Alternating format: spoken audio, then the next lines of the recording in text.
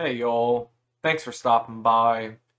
So, depending on where you get your news from, you've probably been seeing a lot of stories lately about the southern border of the United States and all the caravans and convoys from Central and South America, just full of people who are attempting to make their way into the United States to immigrate here because of, well, for whatever reason they could, economic instability in their own country, maybe just genuine life unhappiness, and America is touted as this land of freedom and prosperity and the ability to, what's it, life, liberty, pursuit of happiness, all that.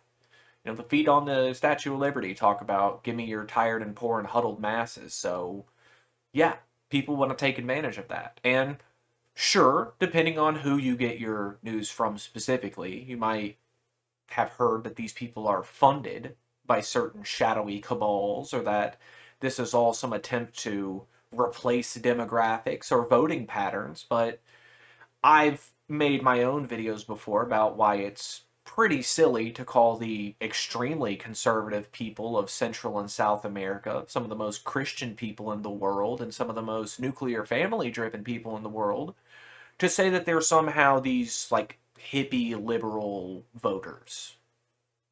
Regardless, you have certain convoys in the United States now who are headed to the border to try and assist Border Patrol in their, I guess, wrangling of what they would call illegal migrants. One of these groups in particular, the Take Our Border Back group, that's what they call themselves, based out of Virginia Beach, or at least that's where their convoy was starting. They've been posting for a while now, and they said they were going to take a convoy from there to Eagle Pass, Texas, to assist the Border Patrol. Now, if Eagle Pass sounds familiar, that's all the stuff with Greg Abbott, the governor of Texas, setting up all like the razor wire and stuff like that, where the Supreme Court said, hey, you can't do that. And then, something like 25 or 26 Republican governors were like, oh, we know he can't do that, but we're totally down with what he's doing. So that's why that name sounds familiar, despite, 15 miles from where he put that razor wire up. You just have open sections of border wall, where gates should be, and they just weren't built up properly.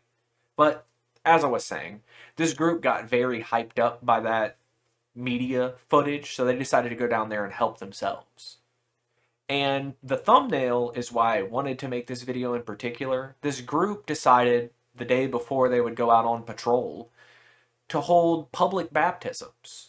The man in the thumbnail, he shouted, Christ is King before they dunked him. And, all the people around were filming it to upload to their own social medias. And I gotta be honest, at first glance, when I hear a bunch of Christians are headed to the southern border, I'm like, oh, cool, we might actually see some, like, cool things happen and, aid efforts and stuff like that. But no, not these people.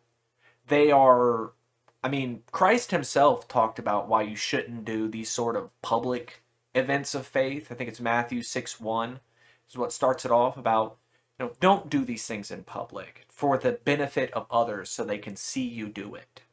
That's the main thing. It's not about not being proud of your faith or anything like that, but just doing these sorts of things specifically so other people can see you doing these things. That's not what your faith should be about.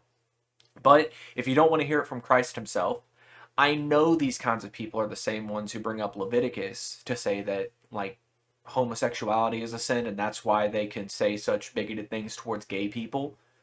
Leviticus talks about how you treat the migrant.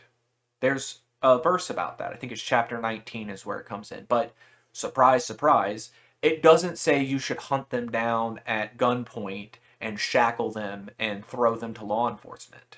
It says you should treat the migrant like your family, to bring them in and feed them and clothe them, and basically what the feet of the Statue of Liberty say, to treat them with respect. Now, whether that's going to happen with this group, I doubt that.